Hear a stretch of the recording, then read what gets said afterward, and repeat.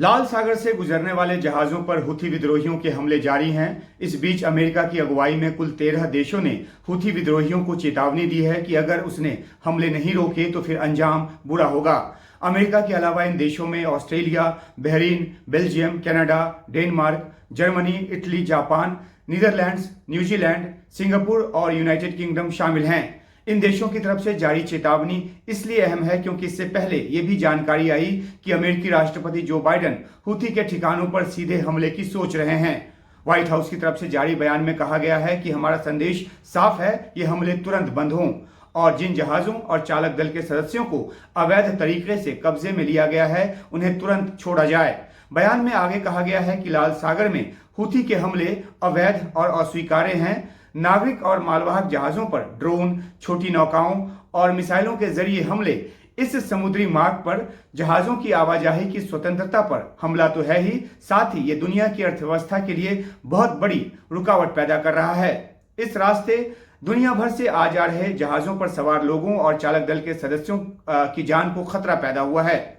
दुनिया के समुद्री व्यापार का करीब 15% हिस्सा लाल सागर होकर गुजरता है, यह भी इस बयान में कहा गया है। और साथ ही यह भी कहा गया है कि 8% अनाज का व्यापार भी इसी होकर जाता है।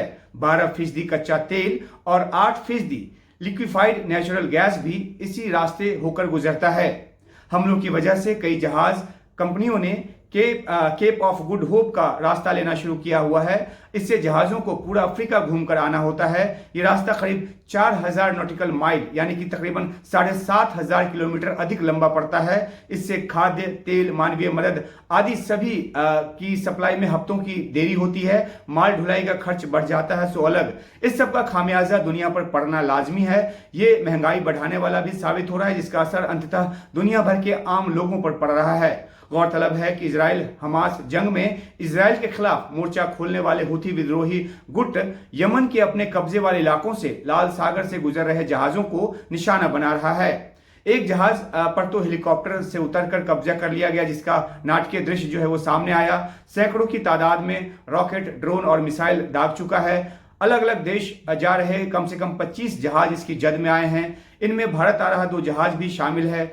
अमेरिका सहित कई देश ऑपरेशन प्रॉस्पेरिटी गार्डियन के तहत लाल सागर में युद्धपोत भेजकर जहाजों की सुरक्षा सुनिश्चित करने की कोशिश कर रहे हैं। भारत इसमें सीधा हिस्सा नहीं ले रहा, लेकिन भारत ने भी अरब सागर में अपने पोत भेजे हैं, क्योंकि भारत आ रहे जहाज पर अरब सागर में भी हमला हो चुका है। तो सुरक्षा की कोशिश जारी है। इस बीच ये चेतावनी आई है।